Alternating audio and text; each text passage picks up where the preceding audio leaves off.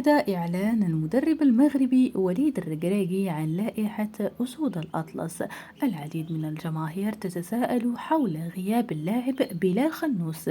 بلال خنوس يؤكد أخبار مشاركته مع المنتخب الأولمبي في كأس إفريقيا لأقل من 23 سنة المقامة بالمغرب، وذلك شهر يونيو القادم، بعد غيابه عن قائمة اللاعبين المشاركين في معسكر المنتخب الأول في نفس الشهر.